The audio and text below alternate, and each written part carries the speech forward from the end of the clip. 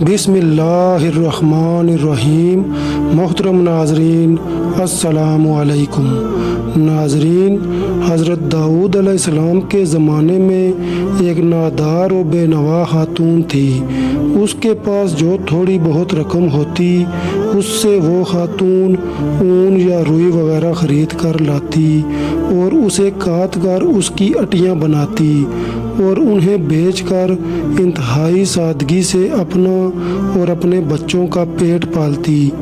ایک دن وہ عورت سوت کاٹ کر اس کی اٹیاں بنا کر بازار میں بیچنے کے لیے سر پر رکھے ہوئے جا رہی تھی کہ ایک کوا آیا اور ایک اٹی اٹھا کر لے گیا۔ وہ غریب عورت بہت دکھی اور پریشان ہوئی اور اسی پریشانی کے عالم میں حضرت داؤد علیہ السلام کے پاس آئی، اپنے تنگ حالات بیان کیے اور کوے کے اٹی اٹھا کر لے جانے کا واقعہ بیان کیا، اور حضرت داؤد علیہ السلام سے عرض کرنے لگی کہ خدا کی عدالت کہاں ہے؟ حضرت داؤد علیہ السلام نے اس خاتون سے فرمایا، ادھر بیٹھ جاؤ تاکہ تمہارے بارے میں فیصلہ کروں۔ ایک طرف یہ واقعہ پیش آیا اور دوسری طرف یہ ہوا کہ کچھ لوگ کشتی کے ذریعے دریا عبور کر رہے تھے کہ اچانک ان کی کشتی میں سوراخ ہو گیا اور پانی داخل ہو جانے کی وجہ سے کشتی کے ڈوبنے کا خطرہ تھا۔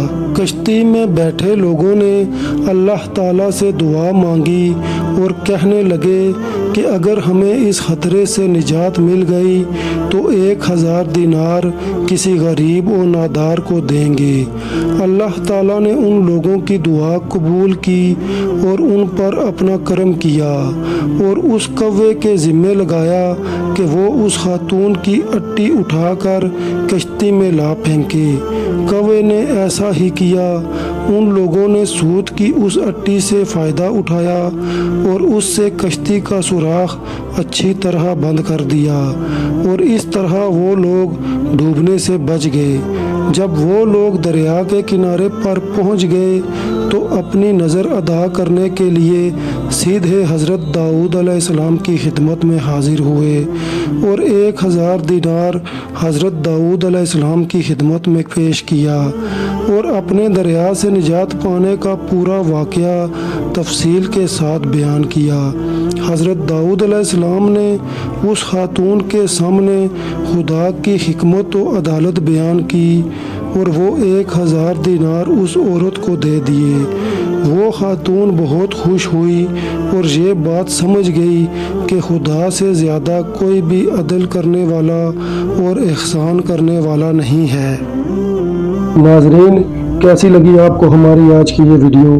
اگر اچھی لگی ہو تو کمنٹس میں اپنی رائے کا اظہار ضرور کیجیے، اور جن لوگوں نے ابھی تک چینل کو سبسکرائب نہیں کیا برائے مہربانی چینل کو بھی سبسکرائب کر دیں اور بیل آئیکن کے بٹن کو بھی پریس کر دیں تاکہ ہماری ہر نئی آنے والی ویڈیو آپ تک بر وقت پہنچتی رہے۔ اسی کے ساتھ مجھے دیجیے اجازت، اگلی ویڈیو میں پھر ملیں گے۔ اللہ حافظ۔